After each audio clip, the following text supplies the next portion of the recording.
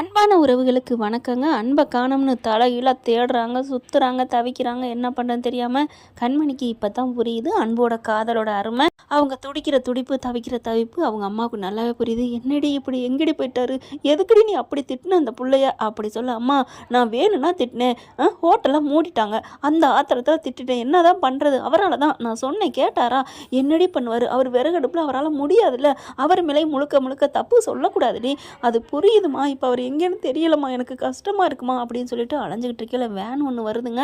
வேனை பார்த்தோன்னே என்னடா அது வேன் வருதே அப்படின்னு சொல்லிட்டு எல்லாரும் ஆவலாக ஓடி போய் பார்க்குறாங்க. வேன்லேருந்து நம்ம தலைவர் அன்பு வர்றாரு. கவனிச்சோம்ல நம்ம, பார்த்தா இறங்கினோன்னே அன்பு அப்படின்னு ஓடி போய் அப்படியே கட்டி பிடிச்சி முத்தம் நச்சு நச்சுன்னு கொடுத்து அப்படியே கட்டி பிடிச்சி எங்கேயம்மா போனீங்க, எங்கேயம்மா போனீங்க, நீங்கள் இல்லாமல் நான் எவ்வளோ கஷ்டப்பட்டேன் தெரியுமா, உங்களை காணாமல் நான் எவ்வளோ துடிச்சேன் தெரியுமா, எவ்வளோ தவிச்சேன் தெரியுமா, ஏன் அன்பு இப்படி சொல்லாமல் போனீங்க, இந்த மாதிரிலாம் இனிமேல் போகாதீங்க அன்பு அப்படின்னு கட்டி பிடிச்சி எல்லாம் பண்ணுவாங்கன்னு பார்த்தா அப்படியே தான் நிற்கிறாங்க. இது எல்லாமே இங்கே தேனு தான் கற்பனை பண்ணி பார்க்குது. நம்ம கனவா கண்டோம். அவங்க அம்மா வந்து அதே நினைக்கிது. அதுக்கப்புறம் எல்லோரும் கிட்டக்க வராங்க. தம்பி எங்கேப்பா போனீங்க, அங்கே இருக்கவங்க எல்லாருமே எங்கே சார் போனீங்க அப்படி சொல்ல, இல்லை நான் ஒரு ஐடியாவுக்காக தான் போனேன் அப்படின்னு சொல்லிட்டு, இந்த வேன் எதுக்கு பிடிச்சாந்துருக்கேன் தெரியுமா, எதுக்கு, நம்ம ஹோட்டலுக்கு நம்மளை நம்பி வர்றவங்க இங்கே நிறைய பேர் இருக்காங்க, அதனால அவங்களுக்கு ஆர்டர் கொடுப்போம், அங்கே நின்று யாரும் சாப்பிட முடியாது தான், ஹோட்டல் திறக்கிற வரைக்கும் தற்காலிகம் அப்படின்னு சொல்லி போர்டு வச்சுருவோம், அங்கே நம்மளால் முடிஞ்சது என்னால் நான் உங்ககிட்ட கெஞ்சி கேட்குறது, எனக்காக நீங்கள் ஒத்துழைப்பு கொடுப்பீங்களா, பாவம் ஜீவா சார் அவருக்காண்டி தான் அப்படி சொல்ல எல்லாரும் பார்க்குறாங்க. ஆமாம்ல, நமக்கு இது நாள் வரைக்கும் சாப்பாடு போட்ட ஓனர் அவர் நல்லா இருக்கணும் அப்படின்ட்டு அன்பை பார்க்குறாங்க. கண்மணி எல்லாருமே பார்க்குறாங்க. அன்பு சொல்கிறார், நான் சொல்கிறது உங்களுக்கு கொஞ்சமாவது புரியுதா, எல்லா ஜாமான் சட்டும் வாங்கிட்டு வந்துட்டேன், அங்கே வேனை நிப்பாட்டிடுவோம், ஃபுல்லாக என்னமோ சொல்லுவாங்கள்ல மொபைல் ஃபுட்னு சொல்லுவாங்க இல்லையா, அந்த மாதிரி நம்ம பண்ணுவோம், யார் யார் நமக்கு வர்றாங்களோ அவங்களுக்கெல்லாம் கொடுப்போம், அவங்களுக்கு பிடிச்சிருந்துச்சுன்னா மறுபடியும் வந்து சாப்பிட போகிறாங்க, நம்மளோட கை திறமைக்கு அவங்க வரணும், அப்படியே அதே மாதிரி ஆர்டர் எடுத்தும் நம்ம சமைச்சு கொடுப்போம், என்ன சொல்கிறீங்க காய்ஸ் அப்படின்னு கேட்க எல்லாருமே பார்க்குறாங்க. சரி சார் நீங்கள் சொல்கிறது எனக்கு ஓகே சார் அப்படின்னு சொல்லிட்டு எல்லாருமே ஓகே சொல்கிறாங்க. கண்மணியுமே ரொம்ப சந்தோஷப்படுது, நல்ல ஐடியா கொடுத்துருக்காரு அப்படின்னு. சாரி அன்பு நான் தெரியாமல் திட்டிட்டேன், விடு கண்மணி, அதனால் என்ன, எல்லாருக்குமே அந்த நேரம் என்ன பண்ணுறதுன்னு தெரியாமல் திட்டுறது தான், விடு, வேணுக்கு நான் திட்ட போகிறோம், இந்த இதுக்கு எல்லாரும் ஒத்துழைப்பு கொடுப்பீங்களா, கண்டிப்பாக சார், உங்களுக்காக இல்லைனா ஜீவா சாருக்காக நாங்கள் கண்டிப்பாக ஒத்துழைப்பு கொடுப்போம், அப்போ எனக்காக மாட்டிங்களா அப்படின்னு சொல்ல, அதெல்லாம் கொடுப்போம் அப்படின்னு கண்மணி மட்டும் சொல்கிறாங்க. மற்ற எல்லாரும் அமைதியாக இருக்க, என்னப்பா எல்லாரும் சொல்லுங்கள், சரி ஓகே எல்லாரும் கை கொடுப்போம் அப்படின்னு கையை கொடுத்துக்கிறாங்க. காவேரிக்கு சந்தோஷம் தாங்கலை. அதே மாதிரி ஜீவாவுக்கும் கால் பண்ணி சொல்கிறாங்க, இதெல்லாம் நடைமுறைக்கு வருமா என்ன கண்மணி அப்படின்னு சொல்லிட்டு அவர் மனசு கஷ்டத்தில் இருக்காரு. அவங்க அம்மாவுக்கு வேறு உடம்பு சரியில்லையா, அந்த கவலையில் நீங்கள் கவலையே படாத அன்பு, உன்னோட ஜேபி ரெஸ்டாரண்ட்டை நாங்கள், கவலையே படாத ஜீவா, உன்னோட ஜேபி ரெஸ்டாரண்ட்டை நாங்கள் முன்னுக்கு கொண்டு வரது எங்களோட வேலை, எங்களோட பொறுப்பு அப்படின்னு சொல்கிறாங்களா. உடனே பார்க்குறாங்க, ரொம்ப அன்புக்கும் சந்தோஷம் தாங்கலை. அதுக்கப்புறம் என்ன ஆகுதோ எப்படியோ நல்லா சமைக்கணும்னு சொல்லிட்டு வேனை கொண்டு போய் அந்த ஹோட்டல் முன்னாடி நிப்பாட்டிடுறாங்க.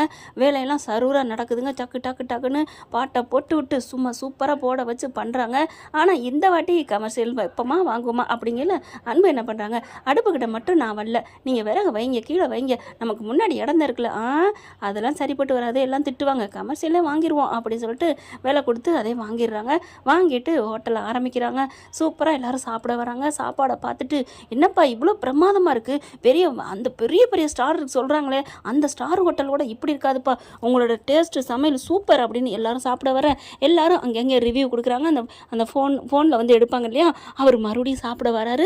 என்னப்பா உங்கள் சமையல் சூப்பர்னு சொல்லி எல்லாரும் சொல்லிக்கிறாங்க, அதான் நான் வந்தேன், போங்க சார் நீங்கள் போட்டிங்க, அதுலேருந்து எங்களுக்கு ஒன்றும்லாம் போச்சு, சாரி சார் இப்போ பார்த்துட்டு நான் கரெக்டாக போடுறேன் சார், கவலைப்படாதீங்க சார் அப்படின்னு வாங்கி சாப்பிட்றாங்க. செம்மையாக தூள், வா ஆஹா ஓஹோ சூப்பருங்க அப்படின்னு சொல்லிட்டு அவர் என்ன பண்ணுறாரு, எல்லாத்துலேயும் அப்போவே அப்லோட் பண்ணிடுறாங்க. எல்லாருமே அப்படியா அப்படின்னு எல்லாரும் சாப்பிட வராங்க. எல்லாருக்கும் சாப்பாடை கொடுக்குறாங்க. சூப்பராக போயிட்டுருக்குங்க. அப்படியே ஆர்டரும் கொடுக்குறாங்க, அதையும் அதே மாதிரி செஞ்சு கொடுக்குறாங்க. இந்த மாதிரி தரமானதை ஏன் மூடுனீங்க அப்படின்னு மக்கள் எல்லாரும் போராட்டம் பண்ணுறாங்க. அதனால் வேறு வழி இல்லை, கேஸ் போயிட்டு அங்கே நல்லபடியாக முறைப்படி அதை எல்லாத்தையும் முடிச்சுட்டு இனிமேல் பண்ணக்கூடாதுன்னு ஃபைனை கட்டிட்டு ஓப்பன் பண்ணிடுறாங்க. சூப்பராக ஓட ஆரம்பிக்குது. இதையெல்லாம் பார்த்துட்டு வெண்ணிலாவுக்கு நல்லா விவரம் தெரிஞ்சிருது.